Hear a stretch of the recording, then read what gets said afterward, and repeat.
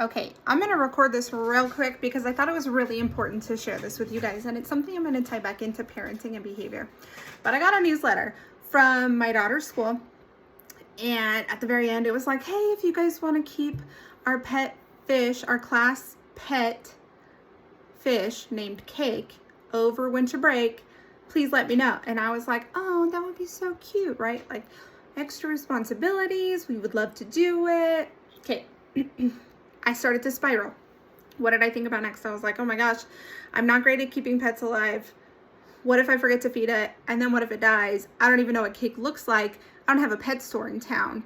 So I would really need to know, as soon as he would get here, I would need to take a picture of Cake so that way if he died or when he died, I could go to town an hour away to the nearest pet store and get a completely identical fish if they have one, so then I could replace Cake before anyone knew that we killed Cake over Christmas break.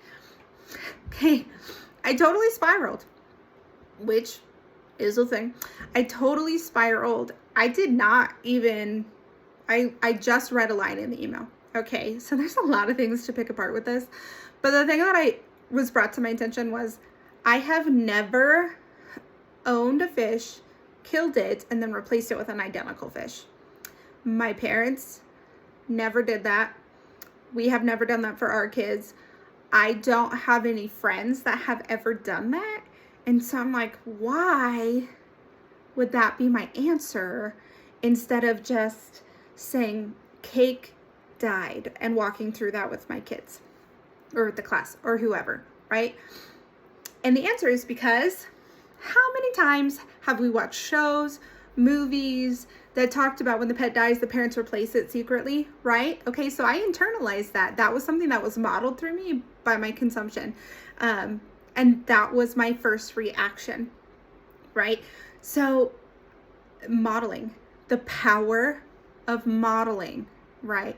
I am a grown woman with children, and things that were modeled to me years ago that I've never had any experience with in my adult life are the things that I recall first in my actions and behaviors. And this is an important concept in parenting, because what I hear and feel is that when we lose our cool with our kids, or when we're trying to teach empathy, we're trying to teach feelings, there's a lot of guilt. There's a lot of shame. It's like, oh, I totally lost it. I'm so sorry. Okay. Do you do the repair work, right? Because modeling is an incredibly powerful tool of learning for children. Again, I'm in my late 20s, recalling this information from my own childhood, what was modeled to me. As my first response. Okay, so you apologize.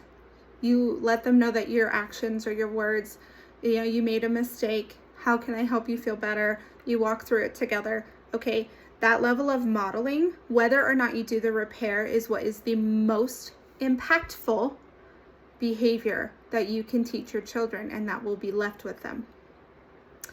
So I just wanted to leave that with you guys. Modeling and Cake.